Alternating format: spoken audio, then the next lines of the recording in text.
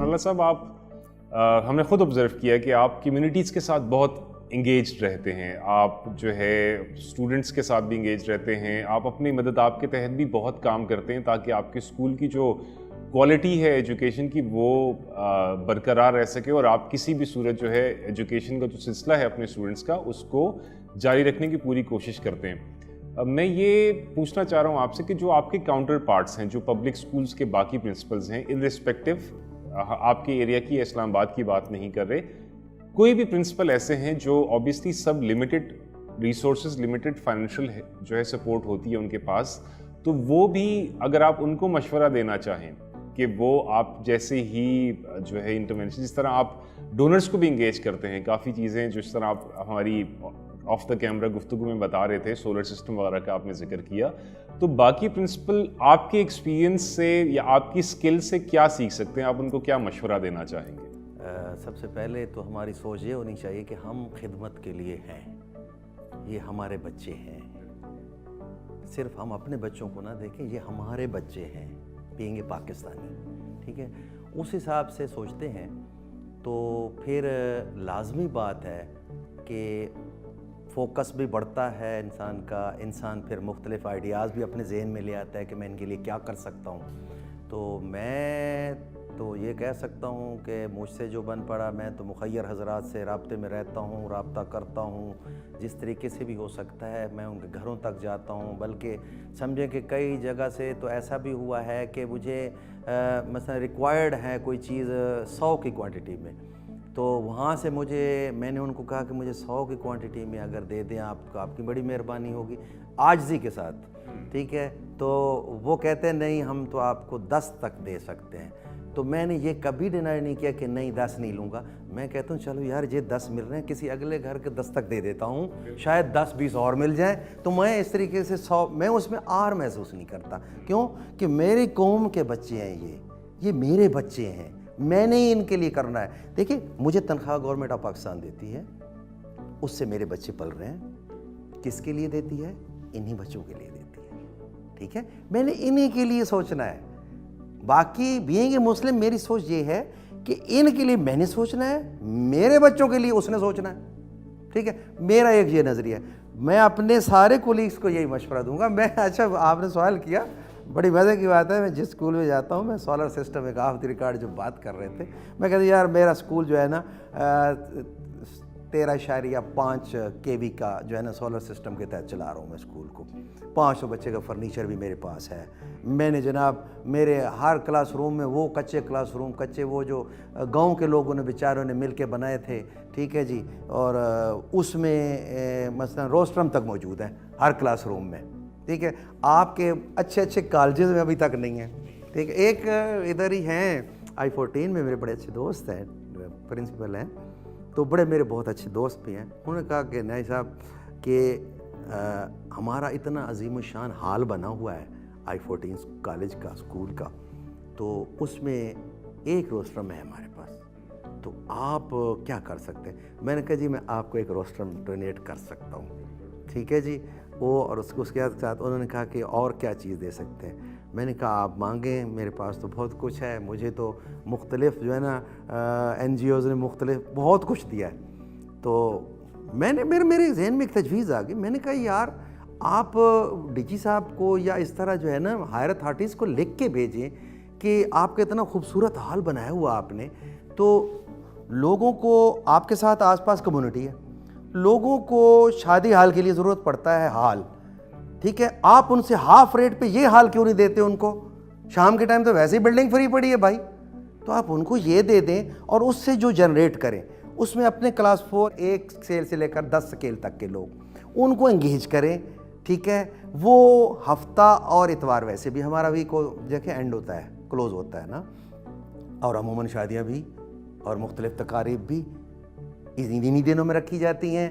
تو میں نے وہ دوست کو میں نے کہا یار تیرے پاس اتنا خوبصورت حال ہے، تو تو تھوڑی اجازت لے لے ہائر اتھارٹی سے کہ مجھے اگر استعمال کرنے لیا جائے تو آپ بے شک میرے اسکول کو جو ہے نا کچھ بھی نہ دیں، میں اپنے ان 1 مہینے کے اندر مجھے اگر 4 فنکشن بھی مل جاتے ہیں، میرے اسکول کی صفائی بھی رہے گی اور میں اپنے اسکول کے لیے سیلف جنریشن کے طور پہ اپنے اسکول کو لے آؤں گا، کالج کو لے آؤں گا، اور اس طریقے سے جو ہے نا میں اپنے اسکول کے نظام کو بہتر طریقے سے چلا سکوں گا۔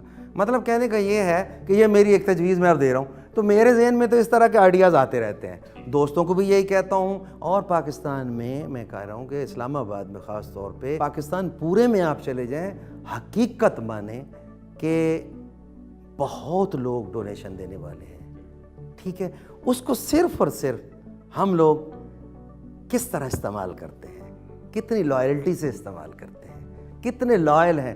پہلے سب سے پہلی بات ہی یہی ہے کہ آپ اپنی پاکستانی قوم کے ساتھ، پاکستانی بچوں کے ساتھ، اپنے بچوں کے ساتھ کتنے لائل ہیں۔ آپ کی لائلٹی ظاہر کرے گی آپ کے اس پریکٹیکل کو جو آپ مختلف جگہوں سے تھوڑا تھوڑا اکٹھا کر کے جب اس کو ڈھیر کی صورت میں لائیں گے اور جب اس کو یوٹیلائز کریں گے اور پھر وہ بولے گا۔